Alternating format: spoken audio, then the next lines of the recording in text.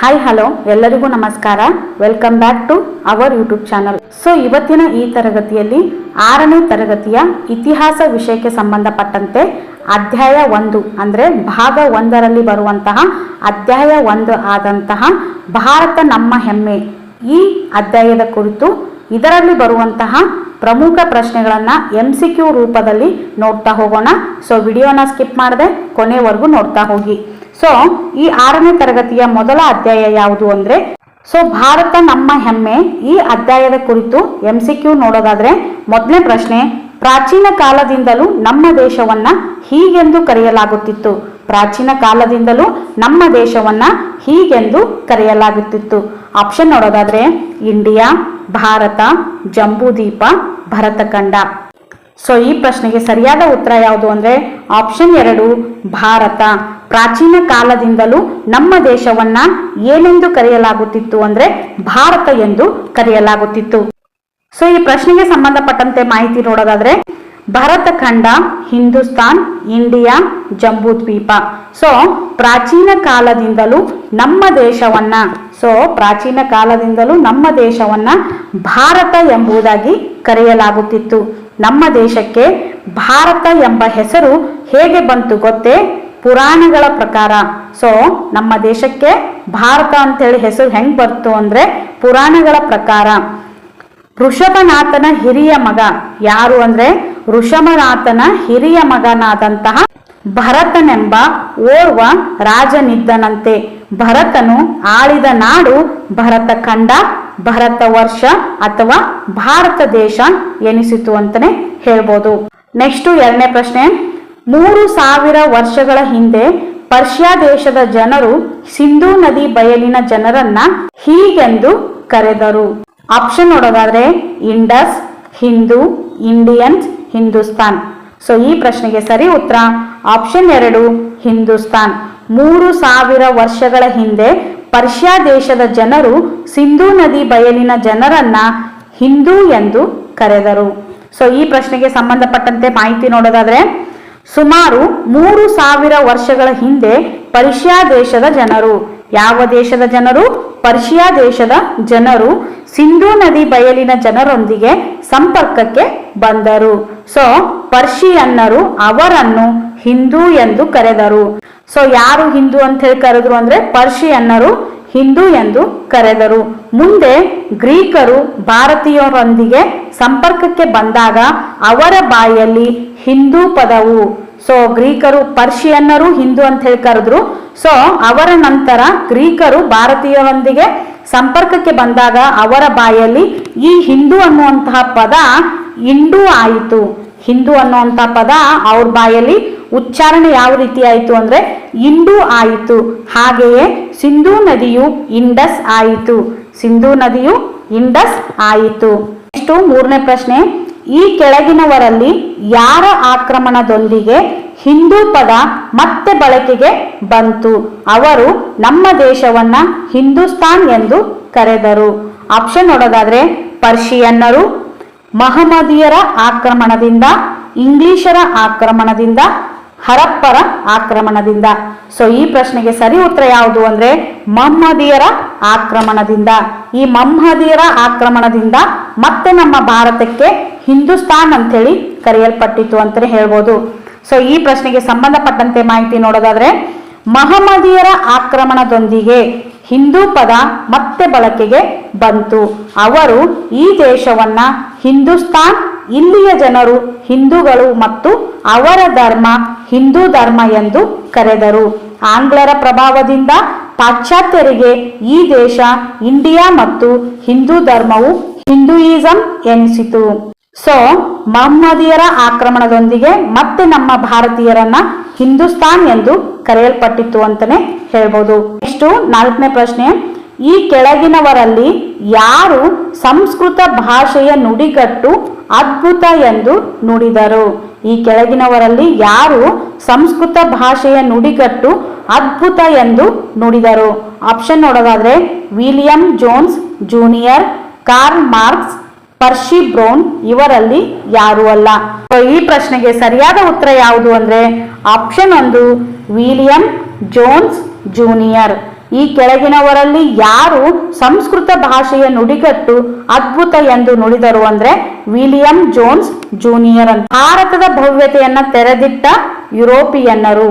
ಕೆಲವು ಮಂದಿ ಆಂಗ್ಲ ವಿದ್ವಾಂಸರು ಈ ನೆಲದ ಪ್ರಾಚೀನ ಭವ್ಯತೆಯನ್ನ ಜಗತ್ತಿಗೆ ತೋರಿಸಿಕೊಡಲು ಕಾರಣರಾದರು. ಅಂತವರಲ್ಲಿ ವಿಲಿಯಂ ಜೋನ್ಸ್ ಜೂನಿಯರ್ ಪ್ರಮುಖ ಅಂತಾನೆ ಹೇಳ್ಬೋದು.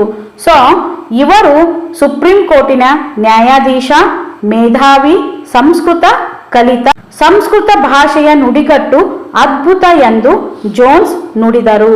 ಭಾರತದ ಸಾಹಿತ್ಯ ಅಧ್ಯಯನ ಮಾಡುವ ಸಲುವಾಗಿ ಸಂಸ್ಥೆಯೊಂದನ್ನು ಸ್ಥಾಪಿಸಿದರು ಹಾಗೂ ಈ ಸಂಸ್ಥೆ ಭಗವದ್ಗೀತೆಯ ಇಂಗ್ಲಿಷ್ ಭಾಷಾಂತರವನ್ನ ಪ್ರಕಟಿಸಿತು. ಇದು ಸಂಸ್ಕೃತದಿಂದ ಇಂಗ್ಲಿಷಿಗೆ ತರ್ಜುಮೆಗೊಂಡ ಮೊದಲ ಕೃತಿ ಅಂತಾನೆ ಹೇಳ್ಬೋದು. ಸೊ ಸಂಸ್ಕೃತದಿಂದ ಇಂಗ್ಲಿಷಿಗೆ ತರ್ಜುಮೆಗೊಂಡ ಮೊದಲ ಕೃತಿ ಯಾವುದು ಅಂದ್ರೆ ಭಗವದ್ಗೀತೆ ಅಂತಾನೆ ಹೇಳ್ಬೋದು. ಈ ಭಗವದ್ಗೀತೆ ಸಂಸ್ಕೃತದಿಂದ ಇಂಗ್ಲಿಷಿಗೆ ತರ್ಜುಮೆಗೊಂಡ ಮೊದಲ ಕೃತಿ ಅಂತಾನೆ ಹೇಳ್ಬೋದು. ಸೊ ವಿಲಿಯಂ ಜೋನ್ಸ್ ಜೂನಿಯರ್ ಮತ್ತು ಜರ್ಮನ್ ವಿದ್ವಾಂಸರು ಭಾರತೀಯ ಸಂಸ್ಕೃತಿಯ ಅಧ್ಯಯನ ಮುಂದುವರಿಸಿದರು. ಇದೇ ಕಾಲದಲ್ಲಿ 50 ಉಪನಿಷತ್ತುಗಳು ಪರ್ಷಿಯನ್ ಮತ್ತು ಫ್ರೆಂಚ್ ಭಾಷೆಗಳಿಗೆ ಅನುವಾದಗೊಂಡವು ಅಂತಾನೆ ಹೇಳ್ಬೋದು. ಸಂಸ್ಕೃತ ಭಾಷೆಯ ನುಡಿಗಟ್ಟು ಅದ್ಭುತ ಅಂತೇಳಿ ಹೇಳಿದವರು ಯಾರು ಅಂದ್ರೆ ವಿಲಿಯಂ ಜೋನ್ಸ್ ಜೂನಿಯರ್. ನೆಕ್ಸ್ಟ್ ಪ್ರಶ್ನೆ, 5ನೇ ಪ್ರಶ್ನೆ. ಈ ಕೆಳಗಿನವುಗಳಲ್ಲಿ ದೇಶಗಳು ಮತ್ತು ಅವುಗಳ ಪುರಾತನ ಹೆಸರುಗಳನ್ನ ಹೊಂದಿಸಿರಿ. ಮಯನ್ಮಾರ್ ಬ್ರಹ್ಮದೇಶ, ಇಂಡೋನೇಷ್ಯಾದಲ್ಲಿರುವಂತಹ ದ್ವೀಪಗಳು ಸುವರ್ಣ ದ್ವೀಪ, ವಿಯೆಟ್ನಾಂ ಚಂಪಾ, ಕಾಂಬೋಡಿಯಾ ಕಂಬುಜಾ. ಆಪ್ಷನ್ 1 ಸರಿಯಾದ ಉತ್ತರವಾಗಿದೆ. ಸೊ ಮಯನ್ಮಾರ್ ಬ್ರಹ್ಮದೇಶ, ಇಂಡೋನೇಷ್ಯಾದಲ್ಲಿರುವ ದ್ವೀಪಗಳು ಸುವರ್ಣ ದ್ವೀಪ, ವಿಯೆಟ್ನಾಂ ಚಂಪಾ, ಕಾಂಬೋಡಿಯಾ ಕಂಬುಜಾ. ಸೊ ಈ ರೀತಿ ದೇಶಗಳು ಹಾಗೂ ಅವುಗಳ ಪುರಾತನ ಹೆಸರುಗಳನ್ನ ಹೊಂದಿಸಿ ನೋಡಿದಾಗ ಇದಕ್ಕೆ ಸರಿಯಾದ ಉತ್ತರ ABCD ಅಂತಾನೆ ಹೇಳ್ಬೋದು. ನೆಕ್ಸ್ಟ್ 6ನೇ ಪ್ರಶ್ನೆ. 3000 ವರ್ಷಗಳ ಹಿಂದೆ ಶಿಷ್ಯರಿಗೆ ಗುರುಗಳು ನೀಡುತ್ತಿದ್ದ ಮೌಲ್ಯಗಳು ಇವುಗಳಲ್ಲಿ ಯಾವುವು?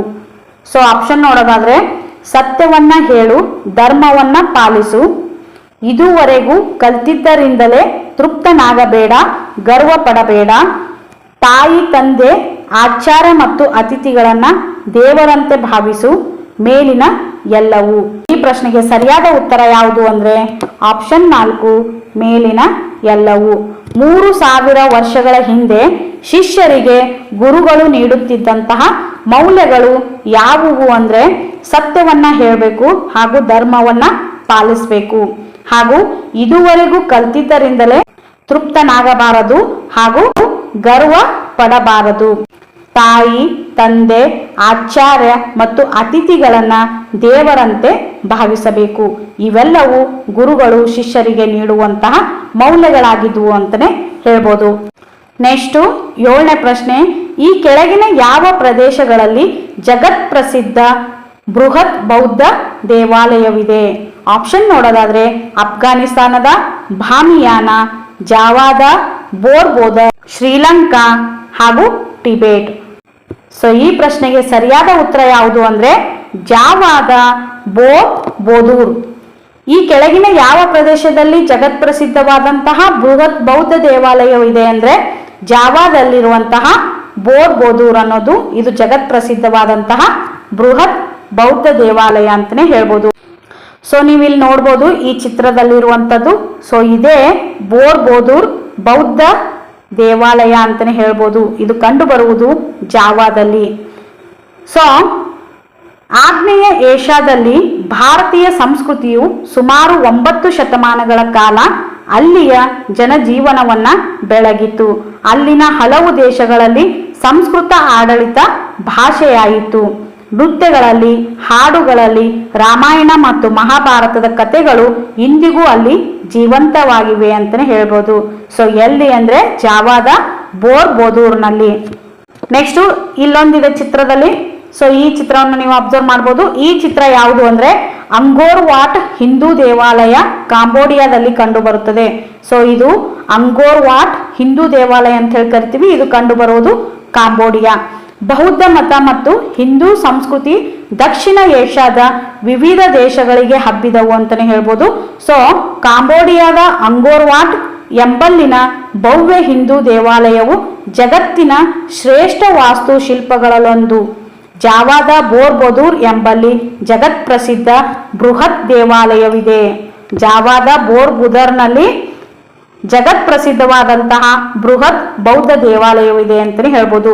ಸೊ ಇವೆರಡೂ ದೇವಾಲಯಗಳ ವಿಶೇಷತೆ ಏನು ಅಂದ್ರೆ ಇವೆರಡು ವಿಶ್ವ ಪರಂಪರೆ ಪಟ್ಟಿಗೆ ಸೇರಿದ ತಾಣಗಳಾಗಿವೆ. ಸೊ ಕಾಂಬೋಡಿಯಾ ಹಾಗೂ ಜಾವಾದಲ್ಲಿರುವಂತಹ ಈ ದೇವಾಲಯಗಳು ಇವೆರಡು ವಿಶ್ವ ಪರಂಪರೆಗೆ ಸೇರಿದಂತಹ ತಾಣಗಳಾಗಿವೆ ಅಂತಲೇ ನೋಡ್ಬೋದು. 8ನೇ ಪ್ರಶ್ನೆ, ಕ್ಷಣ ಅಥವಾ ಸೊನ್ನೆಯನ್ನು ಮೊಟ್ಟ ಮೊದಲು ಒಂದು ಸಂಖ್ಯಾಸೂಚಕವಾಗಿ ಬಳಸಿದ ಕೀರ್ತಿ ಇವರಿಗೆ ಸಲ್ಲುತ್ತದೆ. ಆಪ್ಷನ್ಸ್ ನೋಡೋದಾದ್ರೆ ಚೀನಿಯರಿಗೆ, ಭಾರತೀಯರಿಗೆ, ಬ್ರಿಟಿಷರಿಗೆ, ಜಪಾನಿಯರಿಗೆ. ಸೊ ಈ ಪ್ರಶ್ನೆಗೆ ಸರಿಯಾದ ಉತ್ತರ ಆಪ್ಷನ್ 2 ಭಾರತೀಯರಿಗೆ. ಸೊ ಸೊನ್ನೆಯನ್ನ ಮೊಟ್ಟ ಮೊದಲು ಸೂಚಿಸಿದಂತಹ ಕೀರ್ತಿ ಯಾರಿಗೆ ಸಲ್ಲುತ್ತದೆ ಅಂದ್ರೆ ಭಾರತೀಯರಿಗೆ. ಸೊ ನೀವು ಇಲ್ಲಿ ನೋಡ್ಬೋದು, ಕ್ಷಣ ಅಥವಾ ಸೊನ್ನೆಯನ್ನು ಮೊಟ್ಟ ಮೊದಲು ಒಂದು ಸಂಖ್ಯಾಸೂಚಕವಾಗಿ ಬಳಸಿದ ಕೀರ್ತಿ ಭಾರತೀಯರಿಗೆ ಸಲ್ಲುತ್ತದೆ. ಸೊನ್ನೆಯ ಬಳಕೆಯಿಂದ ಲೆಕ್ಕಾಚಾರದ ತೊಡಕು ಬಗೆಹರಿಯಿತು. ಭೂಮಿ ಗುಂಡಾಗಿದೆ, ಸೂರ್ಯನ ಸುತ್ತ ಭೂಮಿ ಪರಿಭ್ರಮಿಸುತ್ತದೆ ಎಂದು ಭಾರತೀಯ ವಿಜ್ಞಾನಿ ಆರ್ಯಭಟ ತೋರಿಸಿಕೊಟ್ಟನು. ಸೊ ನಮ್ಮ ಭೂಮಿ ಗುಂಡಾಕಾರವಾಗಿದೆ ಹಾಗೂ ಸೂರ್ಯನ ಸುತ್ತ ಭೂಮಿ ಪರಿಭ್ರಮಿಸುತ್ತದೆ ಅಂತೇಳಿ ಹೇಳಿದವರು ಯಾರು ಅಂದ್ರೆ ಆರ್ಯಭಟ ಅಂತಾನೆ ಹೇಳ್ಬೋದು. ಆಧುನಿಕ ವಿಜ್ಞಾನದಲ್ಲಿ ಈ ವಾದವನ್ನ ಎತ್ತಿ ಹಿಡಿದ ಕೀರ್ತಿ ಸಲ್ಲುವುದು ಕೋಪರ್ನಿಕಸ್ ಎಂಬಾತನಿಗೆ. ಇವನಿಗಿಂತ 10 ಶತಮಾನ ಹಿಂದಿನವನು ಆರ್ಯಭಟ. ಭಾರತೀಯರು ನಾವಿಕರಿಗಾಗಿ ರೇಖಾಂಶ ನಕ್ಷೆಯನ್ನ ಉಜ್ಜಯಿನಿಯಲ್ಲಿ ಸಿದ್ಧಗೊಳಿಸಿದರು. ಇಂತಹದೊಂದು ನಕಾಶೆಯನ್ನ ಬಳಸಿಯೇ 15ನೇ ಶತಮಾನದಲ್ಲಿ ಪೋರ್ಚುಗೀಸ್ ನಾವಿಕನಾದಂತಹ ವಾಸ್ಕೋಡಿಗಾಮ ಭಾರತದ ಪಶ್ಚಿಮ ತೀರವನ್ನ ಮುಟ್ಟಿದ ಅಂತಾನೆ ಹೇಳ್ಬೋದು. ನೆಕ್ಸ್ಟ್ 9ನೇ ಪ್ರಶ್ನೆ, ಈ ಕೆಳಗೆ ಕೊಟ್ಟಿರುವಂತಹ ಸ್ಥಳಗಳು ಮತ್ತು ಅವುಗಳ ಪ್ರಾಚೀನ ಹೆಸರುಗಳಲ್ಲಿ ಯಾವುದು ಸರಿಯಾಗಿ ಹೊಂದಾಣಿಕೆ ಆಗಿಲ್ಲ ಅಂತ ಹೇಳಿ ಕೊಟ್ಟಿದ್ದಾರೆ. ಸೊ ಈ ಕೆಳಗೆ ಸ್ಥಳಗಳು ಮತ್ತು ಅವುಗಳ ಪ್ರಾಚೀನ ಹೆಸರುಗಳನ್ನ ಕೊಟ್ಟಿದ್ದಾರೆ. ಇದರಲ್ಲಿ ಸರಿಯಾಗಿ ಹೊಂದಾಣಿಕೆ ಆಗದಂತಹ ಆಪ್ಷನ್ ಯಾವುದು ಅನ್ನೋದನ್ನ ನಾವು ಗುರುತಿಸಬೇಕು. ಆಪ್ಷನ್ಸ್ ನೋಡೋದಾದ್ರೆ ಮಗಧ್ ಬಿಹಾರ್, ಕಳಿಂಗ ಒರಿಸ್ಸಾ, ಪ್ರಯಾಗ್ ಕೇರಳ, ಇಂದ್ರಪ್ರಸ್ತ್ ದೆಹಲಿ. ಸೊ ಈ ಪ್ರಶ್ನೆಗೆ ಸರಿಯಾದ ಉತ್ತರ ಆಪ್ಷನ್ 3 ಪ್ರಯಾಗ್ ಕೇರಳ. ಈ ಕೆಳಗೆ ಕೊಟ್ಟಿರುವಂತಹ ಸ್ಥಳಗಳು ಮತ್ತು ಅವುಗಳ ಪ್ರಾಚೀನ ಹೆಸರುಗಳಲ್ಲಿ ಯಾವುದು ಸರಿಯಾಗಿ ಹೊಂದಾಣಿಕೆ ಆಗಿಲ್ಲ ಅಂತಂದ್ರೆ ಪ್ರಯಾಗ್ ಕೇರಳ. ಇದನ್ನ ಹೊರತುಪಡಿಸಿ ಪ್ರಾಚೀನ ಹೆಸರುಗಳನ್ನ ನೋಡ್ತಾ ಹೋದ್ರೆ ಮೊದಲನೇದಾಗಿ ಮಗಧ್, ಈಗಿರುವಂತಹ ಬಿಹಾರ್ಗೆ ಮೊದಲು ಇದ್ದಂತಹ ಹೆಸರು ಯಾವುದು ಅಂದ್ರೆ ಮಗಧ್. ಒರಿಸ್ಸಾಗೆ ಮೊದಲು ಕಳಿಂಗ ಅಂತ ಹೇಳಿ ಕರಿತಾ ಇದ್ರು. ಈಗ ನಾವು ಅಲಹಾಬಾದ್ ಅಂತ ಹೇಳಿ ಏನ್ ಕರಿತೀವೋ ಅದನ್ನ ಪ್ರಯಾಗ್ ಅಂತ ಹೇಳಿ ಕರಿತಾ ಇದ್ರು. ಇನ್ನು ದೆಹಲಿಯನ್ನ ಇಂದ್ರಪ್ರಸ್ಥ ಅಂತ ಹೇಳಿ ಕರಿತಾ ಇದ್ವಿ, ಹಾಗೂ ಕೇರಳವನ್ನ ಚೇರ್ ಅಂತ ಹೇಳಿ ಕರಿತಾ ಇದ್ವಿ. ಚೆನ್ನೈಯನ್ನ ಮದ್ರಾಸ್ ಅಂತ ಹೇಳಿ ಕರಿತಾ ಇದ್ವಿ. ಇನ್ನು ವಡೋದರವನ್ನ ಬರೋಡಾ ಅಂತ ಹೇಳಿ ಕರಿತಾ ಇದ್ವಿ. ಇನ್ನು ಮುಂಬೈಯನ್ನ ಬೊಂಬಾಯಿ ಅಂತ ಹೇಳಿ ಕರಿತಾ ಇದ್ವಿ. ಈ ರೀತಿ ಪ್ರಾಚೀನ ಹೆಸರುಗಳು ಇವುಗಳು ಹೊಂದಿದ್ದವು. ನೆಕ್ಸ್ಟ್ 10ನೇ ಪ್ರಶ್ನೆ, ಪೈಥಾಗೋರಸನ ಪ್ರಖ್ಯಾತ ಪ್ರಮೇಯವನ್ನ ಆತನಿಗಿಂತ 2 ಶತಮಾನಗಳ ಮೊದಲೇ ಗುರುತಿಸಿದವರು ಯಾರು? ಪೈಥಾಗೋರಸ್ನ ಪ್ರಖ್ಯಾತ ಪ್ರಮೇಯಗಳನ್ನ ಆತನಿಗಿಂತ 2 ಶತಮಾನಗಳ ಮೊದಲೇ ಗುರುತಿಸಿದವರು ಯಾರು? ಆಪ್ಷನ್ ನೋಡೋದಾದ್ರೆ ಭಾರತೀಯ ವಿಜ್ಞಾನಿ ಬೋಧಾಯನ, ಭಾರತದ ವಿಜ್ಞಾನಿ ಕನಾದ, ಭಾರತೀಯ ವಿಜ್ಞಾನಿ ಚರಕ, ಭಾರತೀಯ ವಿಜ್ಞಾನಿ ಆರ್ಯಭಟ. ಸೊ ಈ ಪ್ರಶ್ನೆಗೆ ಸರಿಯಾದ ಉತ್ತರ ಆಪ್ಷನ್ 1 ಭಾರತೀಯ ವಿಜ್ಞಾನಿ ಬೋಧಾಯನ. ಪೈಥಾಗೋರಸ್ನ ಪ್ರಖ್ಯಾತ ಪ್ರಮೇಯವನ್ನ ಆತನಿಗಿಂತ 2 ಶತಮಾನಗಳ ಮೊದಲೇ ಯಾರು ಗುರುತಿಸಿದ್ರು ಅಂದ್ರೆ ಭಾರತೀಯ ವಿಜ್ಞಾನಿ ಬೋಧಾಯನ. ಸೊ ನಮ್ಮ ಭಾರತೀಯರ ಇನ್ನಷ್ಟು ಕೊಡುಗೆಗಳನ್ನ ನೋಡ್ತಾ ಹೋದ್ರೆ ಪೈಥಾಗೋರಸ್ನ ಪ್ರಖ್ಯಾತ ಪ್ರಮೇಯವನ್ನ ಆತನಿಗಿಂತ 2 ಶತಮಾನಗಳ ಮೊದಲೇ ಯಾರು ಗುರುತಿಸಿದರು ಅಂದ್ರೆ ಭಾರತೀಯ ವಿಜ್ಞಾನಿ ಬೋಧಾಯನ ಅಂತಾನೆ ನೋಡ್ಬೋದು. ಇನ್ನು ವಸ್ತುವಿನ ಅವಿಭಾಜ್ಯ ಕಣವಾದ ಅಣುವನ್ನ ಕಣಾದ ಎಂಬ ಭಾರತೀಯ ವಿಜ್ಞಾನಿ 27 ಶತಮಾನಗಳಷ್ಟು ಹಿಂದೆಯೇ ಪ್ರತಿಪಾದಿಸಿದನು. ಸೊ ಅಣುವನ್ನ ಕಣಾದ ಎನ್ನುವಂತಹ ವ್ಯಕ್ತಿ ಪ್ರತಿಪಾದಿಸಿದನು. ಇಷ್ಟು ರಷ್ಯಾ ದೇಶದಲ್ಲಿ ಅಣು ಸಿದ್ಧಾಂತಕ್ಕೆ ಸಂಬಂಧಿಸಿದ ಪಾಠವು ಕಣಾದನ ಸ್ಮರಣೆಯಿಂದ ಪ್ರಾರಂಭವಾಗುತ್ತದೆ. ಭಾರತೀಯರು ಪ್ರಾಚೀನ ಕಾಲದಿಂದಲೂ ಉಕ್ಕನ್ನು ತಯಾರಿಸುತ್ತಿದ್ದರು. ನೌಕಾ ನಿರ್ಮಾಣ ವಿಜ್ಞಾನದಲ್ಲಿ ಭಾರತೀಯರು ಪ್ರಥಮ ಸ್ಥಾನದಲ್ಲಿದ್ದರು. ಗುಜರಾತಿನ ಸೂರತ್ ಅತಿ ದೊಡ್ಡ ನೌಕಾ ನಿರ್ಮಾಣ ಕೇಂದ್ರವೆಂದು ಪ್ರಸಿದ್ಧಿವಾಗಿತ್ತು. ಭಾರತೀಯರು ಮುಂಗಾರು ಮಾರುತಗಳನ್ನ ಗುರುತಿಸಿದ ಮೇಲೆ ಪ್ರಪಂಚದಲ್ಲಿ ನೌಕಾಯಾನದ ವೇಗ ಹೆಚ್ಚಿತು ಅಂತಾನೆ ಹೇಳ್ಬೋದು. ಇನ್ನು ವೈಮಾನಿಕ ಶಾಸ್ತ್ರ, ಯೋಗಶಾಸ್ತ್ರ ಮತ್ತು ಸಂಸ್ಕೃತವೂ ಕೂಡ ಭಾರತೀಯರ ಪ್ರಮುಖ ಕೊಡುಗೆಗಳಾಗಿವೆ ಅಂತಾನೆ ಹೇಳ್ಬೋದು. ಸೊ ಇದಾಗಿತ್ತು ಇಂದಿನ ತರಗತಿ. ಈ ತರಗತಿಯಲ್ಲಿ 6ನೇ ತರಗತಿಯ ಇತಿಹಾಸ ವಿಷಯಕ್ಕೆ ಸಂಬಂಧಪಟ್ಟಂತೆ ಅಧ್ಯಾಯ 1 ಆದಂತಹ ಭಾರತ ನಮ್ಮ ಹೆಮ್ಮೆ ಈ ಅಧ್ಯಾಯದ ಕುರಿತು ಪ್ರಮುಖ MCQ ಕ್ವಶನ್ಸ್ಗಳನ್ನ ಇಲ್ಲಿವರೆಗೂ ನೋಡ್ತಾ ಬಂದೆವು. ಸೊ ಈ ತರಗತಿ ಖಂಡಿತ ನಿಮಗೆ ಇಷ್ಟವಾಗಿದೆ ಅಂತ ಹೇಳಿ ಭಾವಿಸ್ತಾ ಇದ್ದೀನಿ. ಸೊ ಈ ತರಗತಿ ನಿಮಗೆ ಇಷ್ಟವಾದ್ರೆ ಪ್ಲೀಸ್ ಲೈಕ್ ಮಾಡಿ, ಶೇರ್ ಮಾಡಿ ಹಾಗೂ ತಪ್ಪದೆ ಸಬ್ಸ್ಕ್ರೈಬ್ ಮಾಡ್ಕೊಳ್ಳಿ. ಹಾಗೂ ಮುಂದಿನ ಅಧ್ಯಾಯದೊಂದಿಗೆ ಆದಷ್ಟು ಬೇಗ ನಿಮ್ಮ ಎದುರಿಗೆ ಬರ್ತೀನಿ. ಅಲ್ಲಿಯವರೆಗೂ ಈ ನಿಮ್ಮ ಚಾನಲ್ ಅನ್ನ ಸಪೋರ್ಟ್ ಮಾಡ್ತಾ ಇರಿ ಹಾಗೂ ನೋಡ್ತಾ ಇರಿ. ಇಲ್ಲಿಯವರೆಗೂ ಈ ತರಗತಿಯನ್ನ ವೀಕ್ಷಣೆ ಮಾಡಿದ ತಮಗೆಲ್ಲರಿಗೂ ಥ್ಯಾಂಕ್ ಯು ಸೋ ಮಚ್.